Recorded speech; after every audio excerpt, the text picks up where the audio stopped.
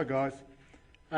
This is a partnership that's occurred between Juna, SA Water and Glen Harrington. Most of the people in the room probably know Glen Harrington. Glen helped out on some of the water chemistry aspects. Now, before I go to the next slide, if anybody's got a squeamish stomach, I want you to look away. I will if this thing ever works. I had it upside down. Now this is a picture of an unbeknownst happy Naracoorte couple that have been ravaged by salinity. We also know that they come from a fairly low socio-economic part of Naracoorte because they can't even afford a rainwater tank. But on a marginally more serious note, the previous two speakers have discussed the confined and unconfined aquifer. And the problem in Naracoorte is that the salinity, Naracoorte supplied by a well field of confined aquifer holes within the township itself. Problem is the salinity in Naracoorte in the confined aquifer is about 12 or 1300 milligrams per litre. Unfortunately, the unconfined aquifer is also about 12 or 1300 milligrams per litre. There's probably interconnectivity probably through the Kanawinka fault. And the drinking water standard is for Australia is recommended to be 1000 milligrams per litre or less. There are areas in the Naracoorte ranges where the unconfined aquifer has got some lower salinity groundwater under 1000, but that would force SA Water to go out into the water trading market.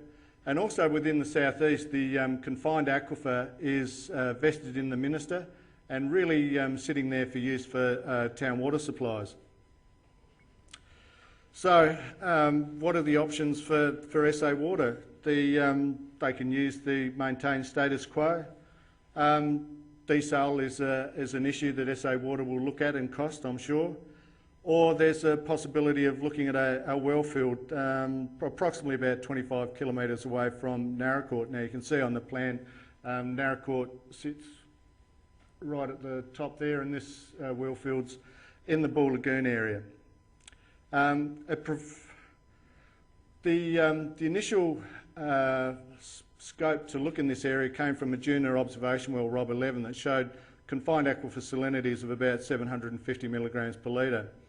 And so we looked at it a little bit further by drilling some holes. But there's other challenges that SA Water will have to look at. You know, there's going to be about 25 kilometres of pipeline, obviously, and the engineering challenges. Phase 3 power only comes to about halfway through to the site.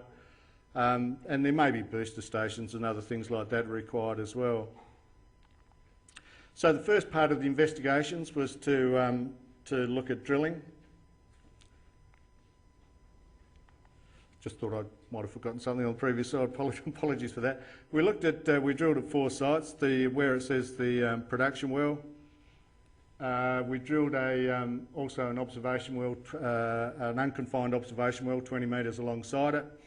We drilled an investigation well 1.4 kilometres to the west.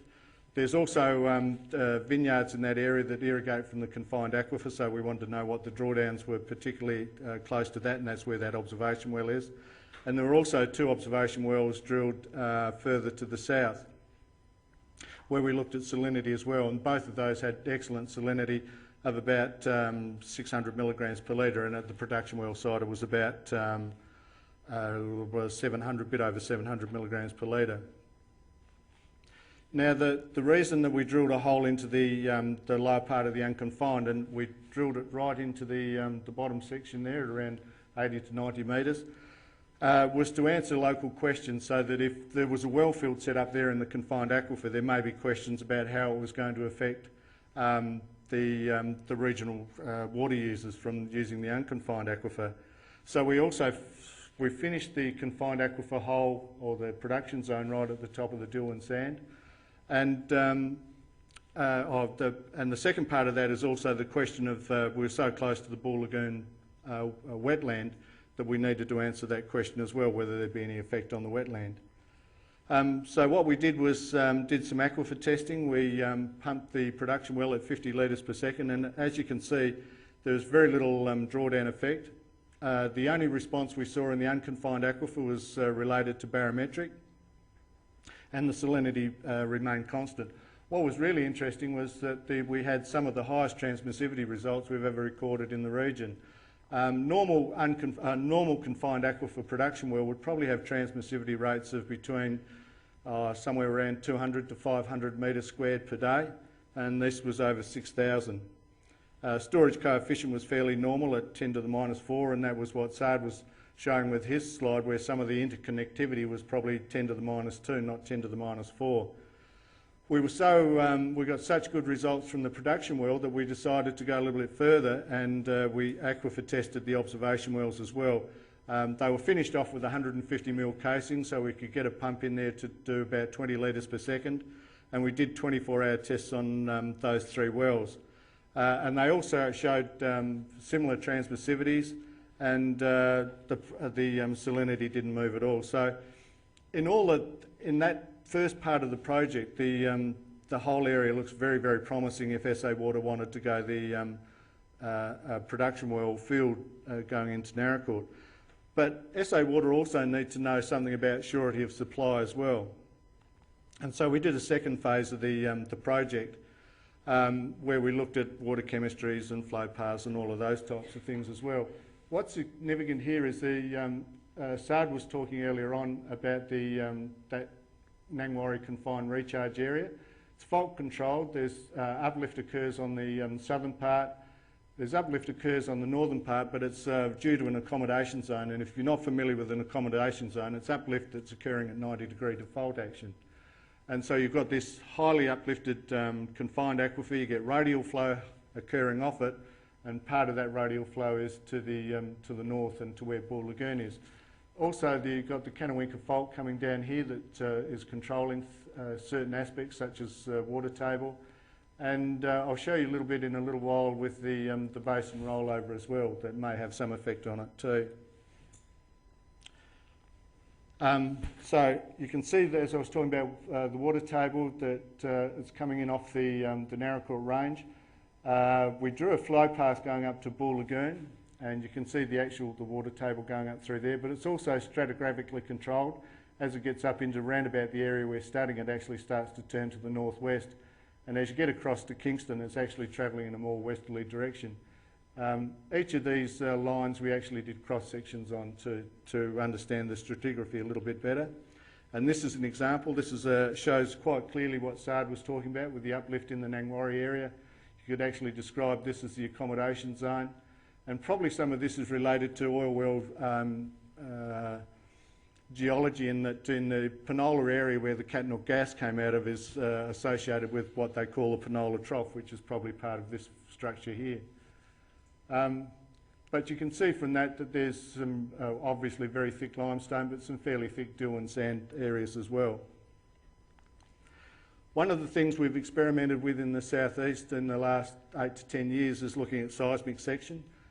The department's always been very rich in data, but sometimes we're very poor in data interpretation.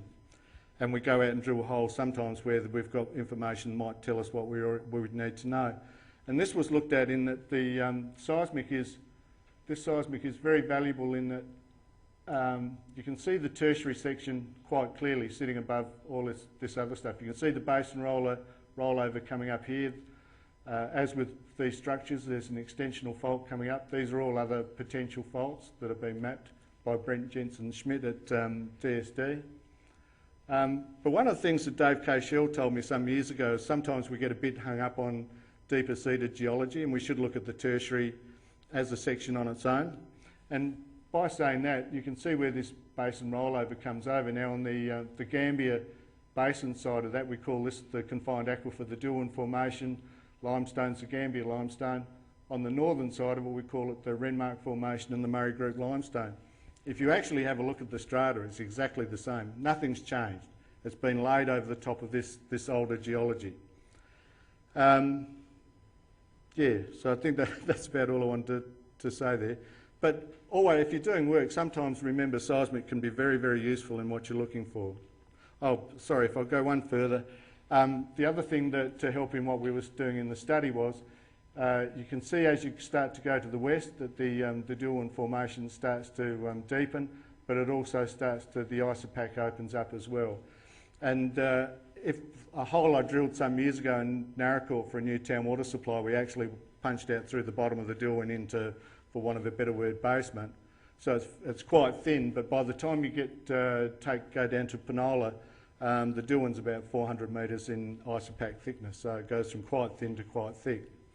So this data actually gave us supporting information that in terms of a water supply in that Naracoorte area, there was thick aquifer that would give surety of supply. We also looked at downhole geophysics, and you can see from that there's mainly dominated sand aquifer all the way through the formation.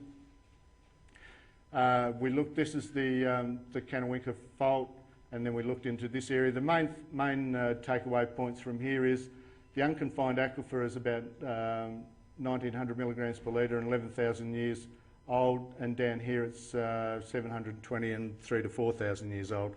So once again, no interconnectivity, which was supported by our aquifer testing as well.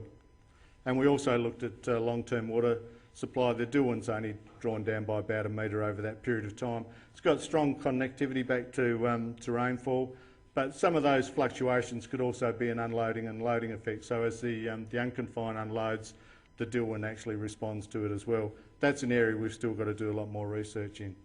Now, if the water supply goes, this project goes ahead for SA Water, and whether it's a desal plant or a new well field, this is the response we hope to see from a Naracoorte couple. And if that's the case, as soon as the SA Water give the go ahead, I'm selling up property and getting to Naracoorte.